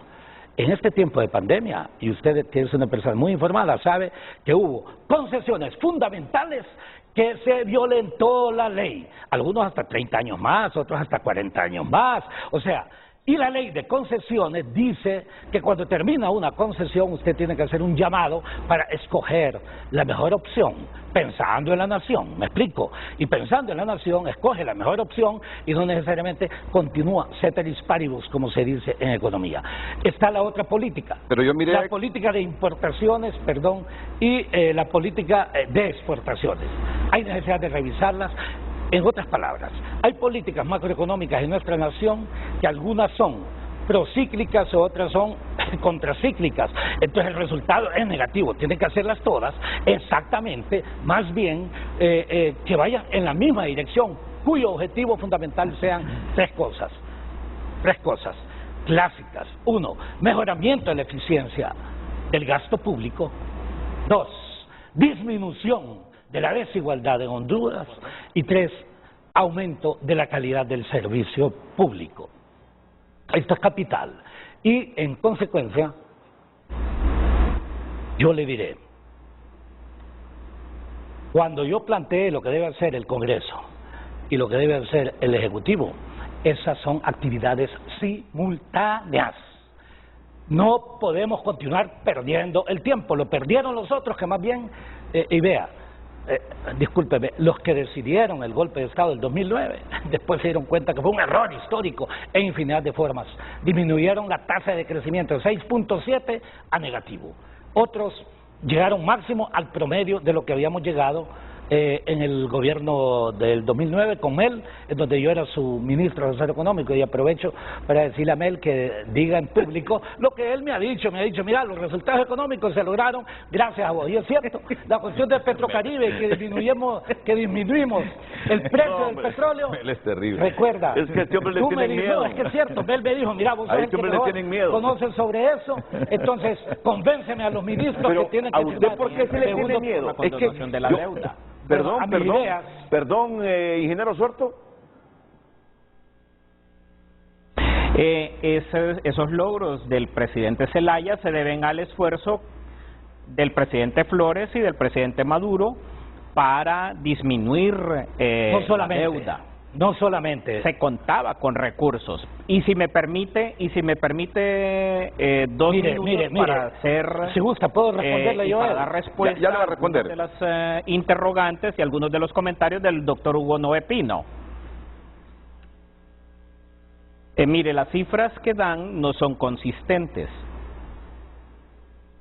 Dicen que hay 800 millones de lempiras, pero la recaudación diaria es de 320 millones de lempiras. Esa es la recaudación diaria. Entonces, ¿dónde está el dinero? ¿Dónde está todo lo que han recaudado desde que comenzó el año? Eso en primer lugar. En segundo lugar, estamos hablando de 2.000 millones de dólares adicionales a lo que ya está contemplado en el presupuesto. Lo señaló Ismael, bien lo señala Nelson Ávila, que no coinciden las cifras.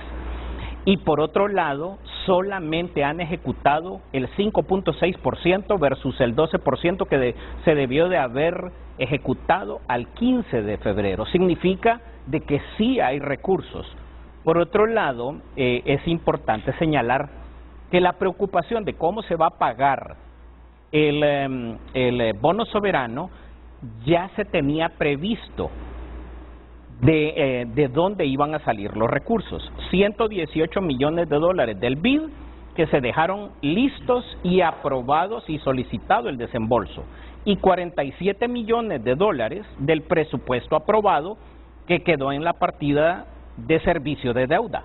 Por ende, el único monto de caja que necesitan es alrededor de 47 millones de dólares, que son alrededor de 1.160 millones de lempiras, que eso ya se recaudó. Entonces, contestando al doctor Hugo Noé Pino y coincidiendo en algunos puntos con el doctor Nelson, lo que hay no es una crisis fiscal, es una crisis estructural que venimos adoleciendo como nación desde hace 30, 40 años, donde la competitividad y la productividad ha ido disminuyendo por lo que ustedes señalaban al inicio del programa, un sistema de educación que no responde a las necesidades de creación de talento que el mundo, que la economía global hoy necesita. No coincido con que hay una crisis fiscal, no es un buen mensaje. Lo que hay es una crisis estructural. Ahora bien, señalo algo muy importante. El problema de Honduras es generación de empleo. ¿Y cómo se genera empleo?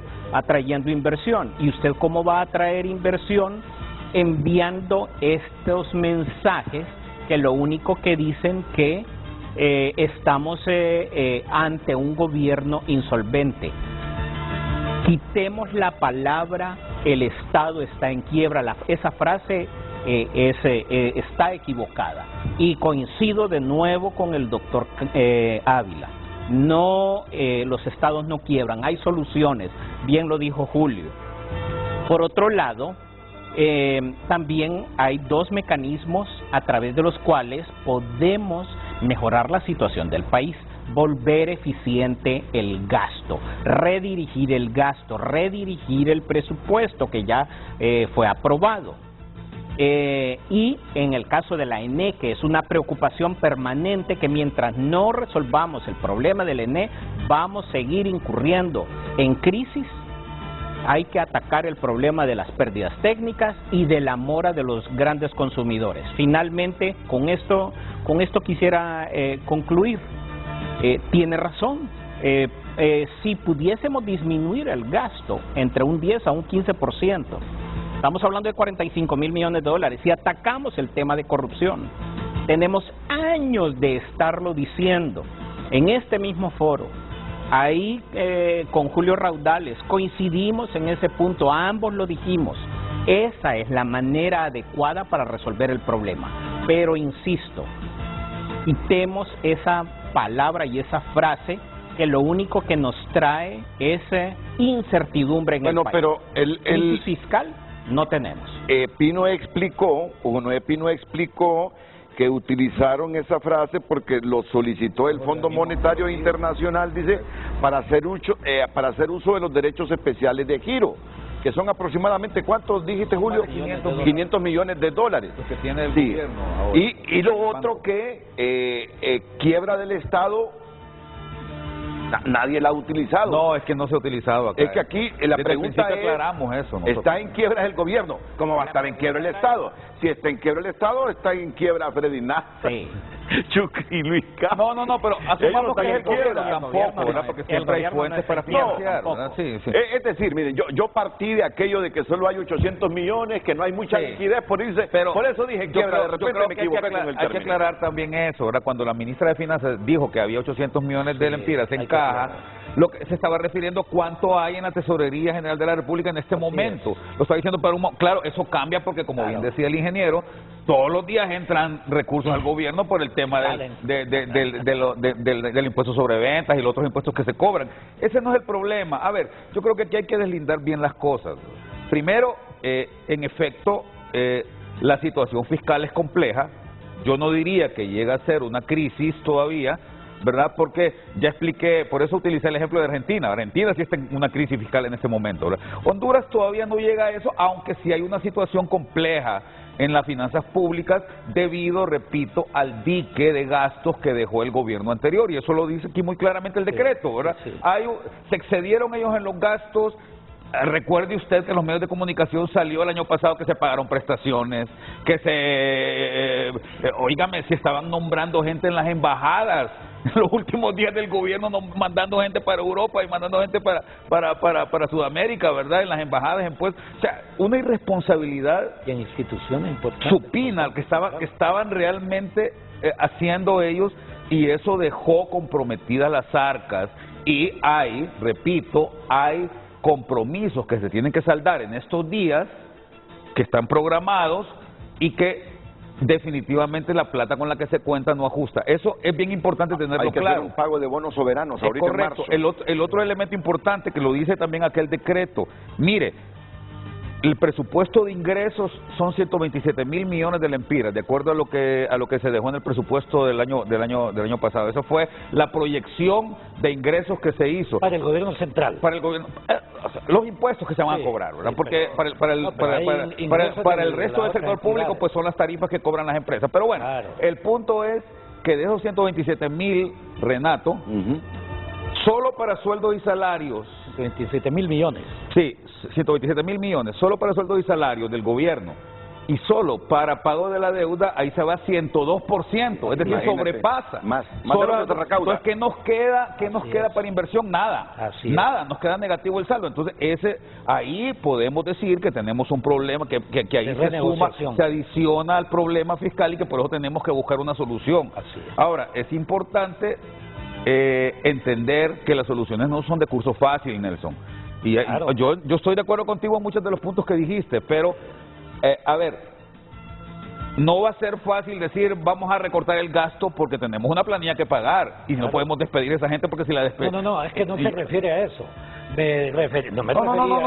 Yo te entiendo. Bueno, es que yo te entiendo a los detalles. Sí, pero repito, entiendo que tu visión es más estratégica, pero en el corto plazo, si querés solucionar el problema ahorita, en el plazo inmediato, es importante tomar ciertas medidas, que es lo que anda buscando este decreto. ¿Qué medidas tomar para salir del impasse que tenemos en este momento? Claro. Repito, y perdónenme la redundancia del término, el dique famoso ese de pagos que dejó el gobierno anterior, ¿verdad? De compromisos que no están en este momento cubiertos con el presupuesto de ingresos que se tiene. Ese es el elemento fundamental y lo que ya dijo Hugo, ¿verdad? Que me parece que es muy importante, los derechos especiales de giro requieren de un decreto si lo vas a utilizar, ¿verdad? Y no solamente eso, sino que los compromisos que se tenían ya, y aquí lo dice el decreto también, ¿verdad? Los compromisos que se tienen de préstamos que se sacaron el año pasado, sobre todo de apoyo presupuestario por el Banco Mundial, por el BID, por el BESIE, que estaban destinados para otra cosa y que se necesita un decreto para redestinarlos. Así es. Ese es el punto. Entonces ahí centrémonos, ¿verdad? Yo te voy a invitar, Nelson, a la Universidad José Cecilio del Valle a un debate sobre este tema monetario, porque tenemos que hablar de eso mucho. Ahí tenemos cosas que discutir. O como profesor. También, por supuesto. La pausa comercial.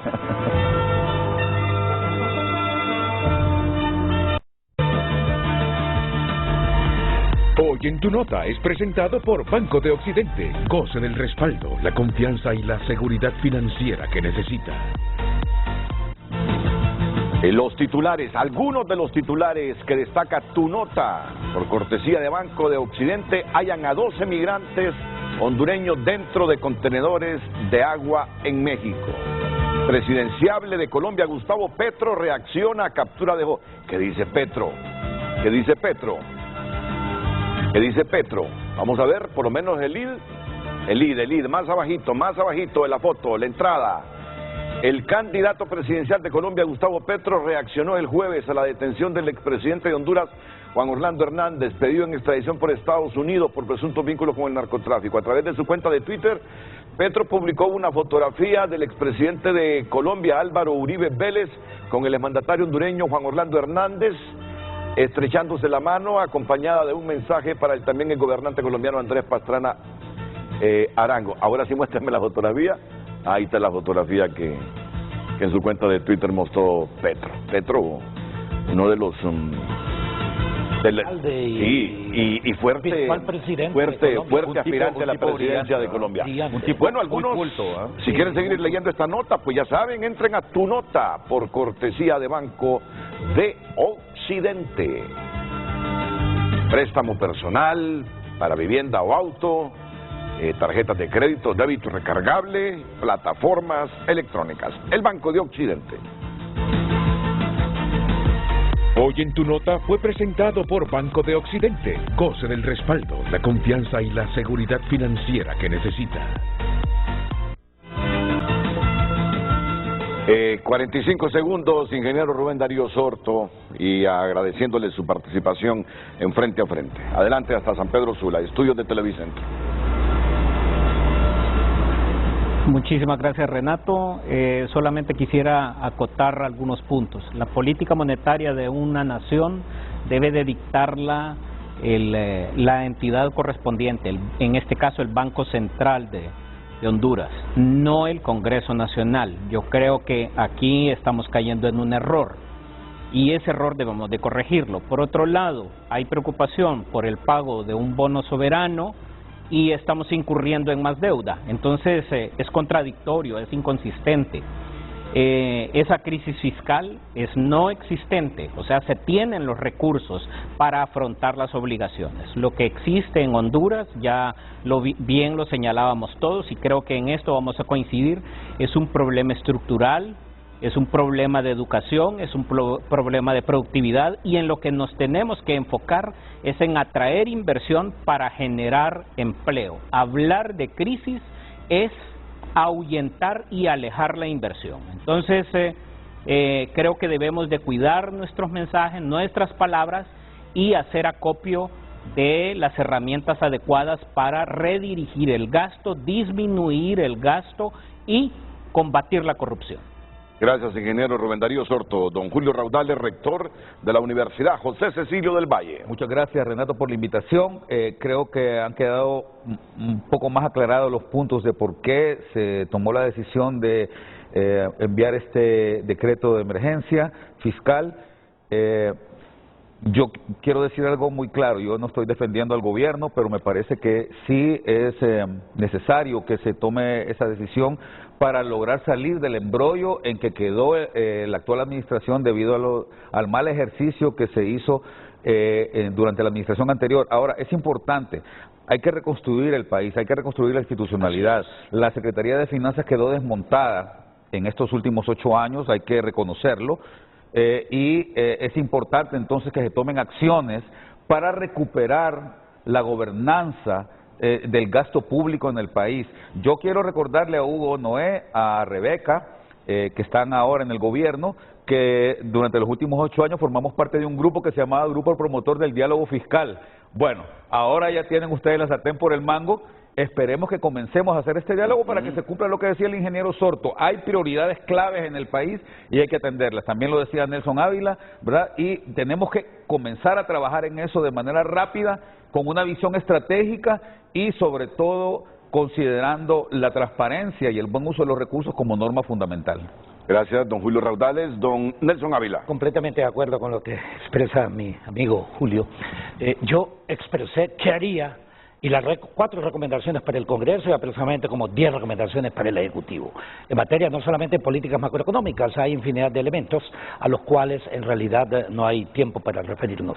Pero sí creo que el caos en el cual se encuentra nuestra nación amerita actuar extraordinariamente. Y para ello usted requiere de un equipo que actúe extraordinariamente, con formación, con experiencia, con voluntad de hacer las cosas, con coherencia, pero sobre todo amando a esta nación. Yo sí creo que la compañera Xiomara tiene la mayor voluntad posible para ello y yo espero que algunas de estas recomendaciones las hagamos. Yo he dicho también públicamente qué haría yo en materia de la ANE, en materia de Ondutel, con el SANAA, con la Empresa Nacional Portuaria. Hay una constante en las 3 instancias. Es un problema técnico profundo. Es un problema ético también profundo en esas instituciones. Es un problema también financiero y un problema legal. Estos 4 elementos. Ahora, los detalles en algún momento los he expresado o los daremos también en su oportunidad. Estemos o no estemos en el gobierno. Yo dije, tenemos que luchar todos porque este gobierno sea lo más exitoso, porque así nuestra nación avanza. Si no entra el gobierno, yo lo invito a que mensualmente me venga a dar las recomendaciones aquí para que lo escuche el gobierno. Si le parece, vengo semanalmente. Sería un honor. La pausa comercial última. Gracias.